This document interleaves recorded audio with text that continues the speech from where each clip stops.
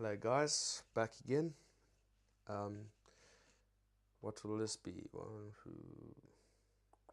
This will be 1.3, subjectivity and objectivity, and they become subsumed as centroversion. Okay, so I'm just going to have to quickly make some edits here because I am not ready.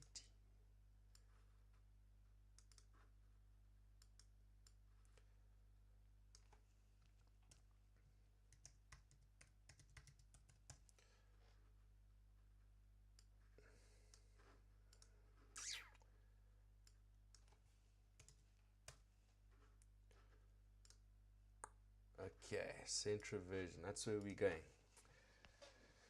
So objectivity and subjectivity, right? We all sort of know what that means.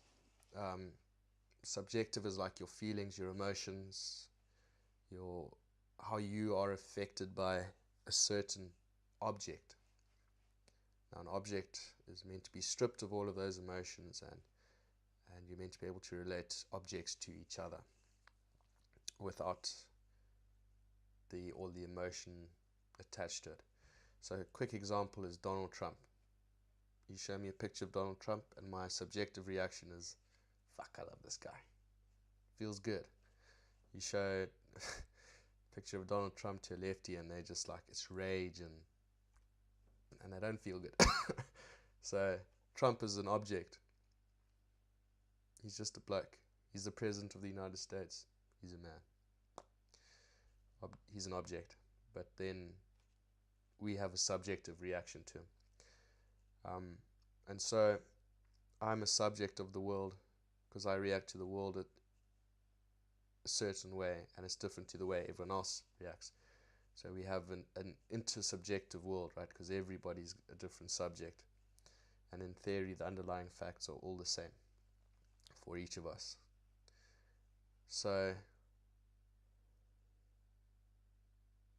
what you'll know is that a lot of people treat subjective and objective as a dichotomy, as two separate ends of a spectrum. So, somebody will say, facts don't care about your feelings. And then other people go, well, you can't treat people like that because they feel offended. and they're being legitimate. You're sort of going, if they're offended, then what you're doing is wrong. So they're deriving from the feeling that something must be wrong, rather than. So this comes off of that initial realization that you are a persona, and the extension of that realization into the fact that your mind is a representation.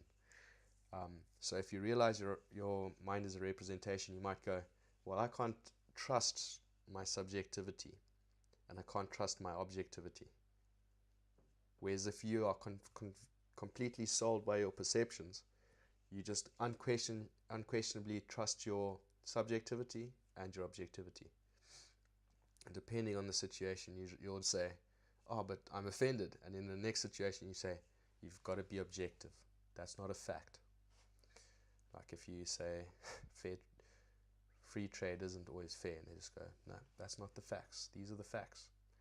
So subsume is a word. Hegel came up with it. And it just means basically if you, at a lower state of representation, you often have these dichotomies. But at a higher state of representation, some other concept subsumes them, puts them together to work together. And that subsumed concept is, I think Neumann calls it centroversion, but there's all sorts of, I think Jung calls it circumambulation or something. But yeah, centroversion is much easier to go with because you've got introversion and extroversion, and that's got to do, it's more complex, but it's got to do with relationship to the subject or to the object, a person's relationship, and therefore what he's saying is you don't want to develop a relationship with just one of those facets of life. You want to be centroverted, centroversion, introversion, extroversion. Right, so like I said previously, we use our representation to predict and explain outcomes. So we're trying to acquire benefit and avoid detriment, right? No one wants to get hit by a bus, and we all want to be able to retire without winding up destitute for the last 10 years of your life, right? But once you understand that your mind is a representation, you have successful representations and you have unsuccessful representations, and that produces subjectivity. Like say like I expected Trump to win. Well, not fully. I thought he had a good chance of winning the U.S. election. I wasn't sold by landslide, but when people were saying it's going to be a Clinton landslide, I was saying no, Trump's got a good chance, probably 50-50 maybe, but he's got a decent chance. And so when Trump was elected, it was a successful representation. I was going, well, have you seen his God damn it, rallies? Have you seen the amount of people going to rallies? Have you seen how many followers he's got on Twitter and how it's grown and how people are engaged and putting lawn signs out? And yeah, so I didn't believe all those polls like the New York Times poll. I just thought that's bullshit. But so Trump won, and I went, oh, like that's a successful representation. I was chuffed. I'm glad that he won. I think it's a good thing. But I was also glad that I wasn't so that I didn't have some representation that just made an absolute fool of me. On the other hand, if you were the New York Times and you said at the start of the day that I think Clinton had a 98% chance of winning. So first of all, unsuccessful representation, completely wrong. What you expected to happen did not happen. And then second of all, they probably wanted Clinton to win. So it was a negative outcome, perceived at least. And that produces subjectivity. Do you see the difference between being chuffed that your representation worked and being, like say Trump had lost, right? So my representation would have failed. But say he lost by like 10 electoral college votes. I would have gone, it's close enough, it was close enough, and the outcome isn't what I wanted. That's, a different subjective state as well. You're going, but my representation was close enough, the outcome isn't good in the long run. But when your prediction fails spectacularly and you believe the outcome is not good for you, that's a completely different state to the state I was in. Right? So the fact that that your mind is a representation, whether you're aware of it or not, and that what it's doing is predicting outcomes, and that there are successful representations and unsuccessful ones, it's going to produce subjectivity. Now, you have to use subjectivity. It's an ingredient, but you can't make a cake with just flour, right? You can try, it'll be fucking nasty. If there's no bread, then give them cake. Then let them eat cake. Here we know. Right, so now you've got this subjective reaction to something you predicted, and now it's come to manifest into reality. What do you do with the subjectivity? Now, if it's an unsuccessful representation, it's obviously wrong. Do you want to improve it so that it is successful? And even if your representation is successful, it's still somewhat incorrect. It's got a certain amount of error in it. You want to still improve it. So subjectivity inspires objectivity. Now, a subjective reaction or something that takes place in reality, an outcome, say, often, especially if you've got an unsuccessful representation, will throw out some insight. I'll give you an example. Say you initially start a business and you come up with a marketing plan and you execute that plan for 2-3 weeks, whatever, and you expected a whole bunch of sales and you got 2 or something, whatever it is. Well, your representation has failed. And the insight is, this doesn't work.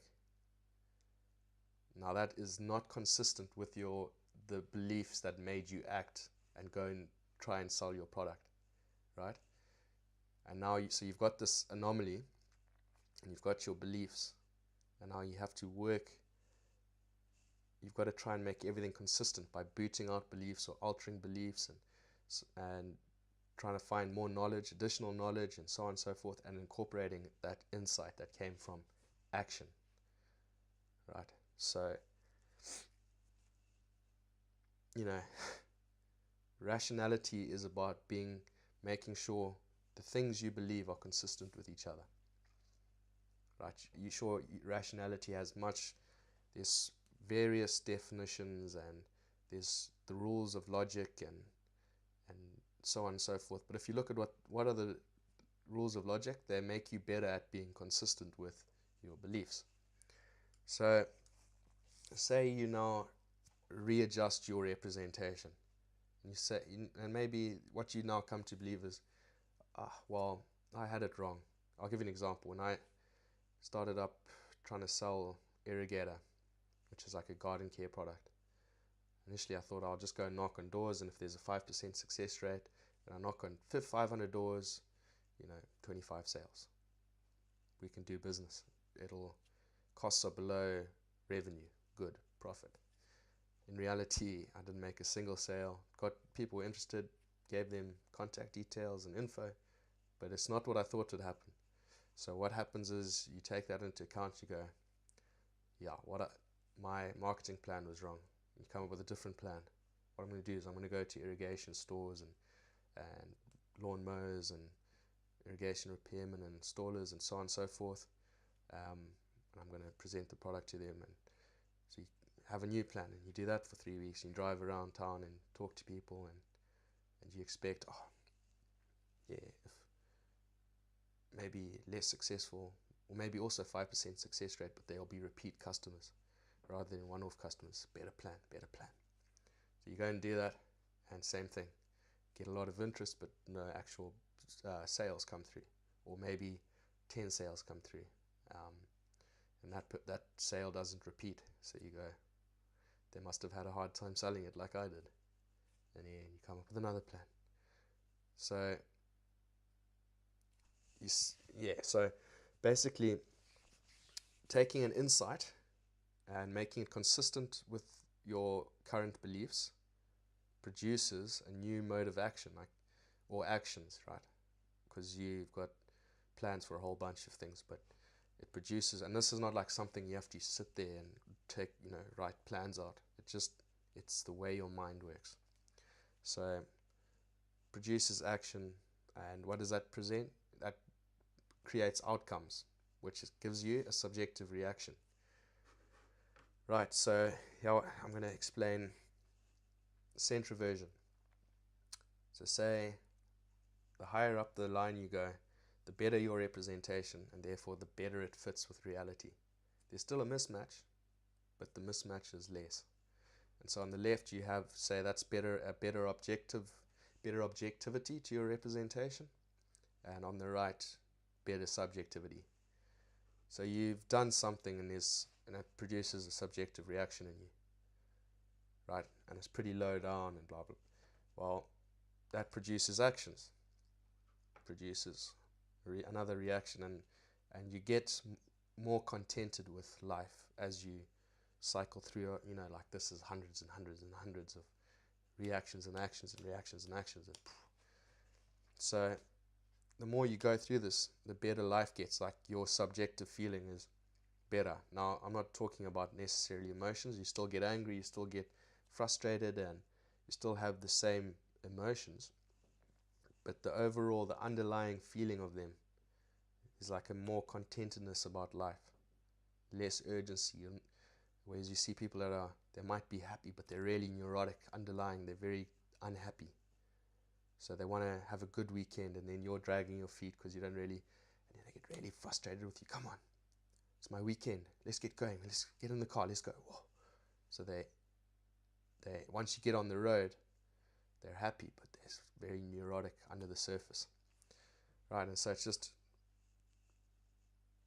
you're spiraling around from subjective to objective, and objectivity is producing subjectivity, is producing objectivity, is producing subjectivity, and in an approving manner, and that's what we call centroversion. Very nice.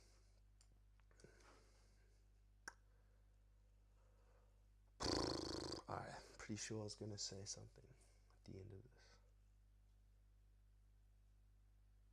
but I can't remember what that is. Centroversion. Okay. Yeah, so I was going to lead into the next video. I think it'll be the last one I do today, just so I'll get these out and see how they go. But so you're doing this, and it brings up questions of the difference between belief and truth. And so next video we'll talk about epistemology, and I'm pretty sure it's one of those words that I use it, and I'm half sure I'm right in the manner I'm using it, and half the time ago probably using that wrong. But I'll talk about epistemology, because this whole centroversion thing presents more questions like, well, how do I get to know when I'm trying to make my worldview rational or consistent with the new insight? How do I know what to get rid of and what to keep or what to change? And so it brings up these questions of epistemology. What's knowledge? What's truth? What's belief? How do you tell the difference? So, and another thing I should probably finish off with. So of course the implication in the centroversion is that you feel better if you understand the world better. Like, to me that just makes sense. But if I think back to before I thought mind was representation, that never occurred to me, you know. So you see in the world today people who don't agree with that, and I gotta find this thing. That's it. Nope. So I'm just gonna find a tweet for you. Make the bloody things bigger. Right, so there's just people that don't believe that subjectivity mirrors objectivity, and you see it all the time, and it's especially sort of like somebody will say so and so's, I can't look and think at the same time, but somebody, says depression is a big problem, and you might say something, trying to be helpful. You're just trying to help people, and you say, yeah, well, you need to change your mind. There we go. Fuck, I'm good. So I'll just stick it in here, make it bigger. Fuck, somebody should give me a production job on. Anyway, so I'll give you an example of what I mean. So this Andrew Tate guy, who I don't even know, and this is just a picture that I saw on Facebook. It's ironic when depressed people tell you your worldview is wrong. I'm happy. You're not. You should try thinking like me. Right? And this happens all the time, like on Are You Okay Day, and you just go, it's a stupid thing, because people are just saying, hang in there. Things get better. And you have to basically toe that line. If you say, no, don't hang in there, make a change, do something different, blah, blah, blah, people will crucify you, especially chicks. They just get all emotional and go, you can't blame the depressed people, it's an illness. And is depression an illness? Well, yeah, of course it has physical effects. You can see it in the brain, and antidepressants work and blah, blah, blah. But that doesn't say that there isn't a psychological cause of the physical. So old Sophie Turner, who's Sansa from Game of Thrones, this is the classic reaction. I'm not sure anybody would want to think like an arrogant dickhead like you. depression is real, just like your unnecessarily massive ego. I don't even know who this Andrew Tate bloke is. Let me actually Google him quickly. I just see things like that and I go, fuck, that's... Andrew Tate is an American-British kickboxer from Chicago, Illinois. He competes in the cruiserweight and heavyweight divisions. He is 3 times kickboxing world champion. Righto, there we go. That's who he is. But I've had exchanges with people that go along those lines, and then you see it in tweet form and you just go, fuck, that's brilliant. Yeah, so this all leads into the next video, which is going to be epistemology. Knowledge, belief, truth. Thanks for watching. I hope that's been useful.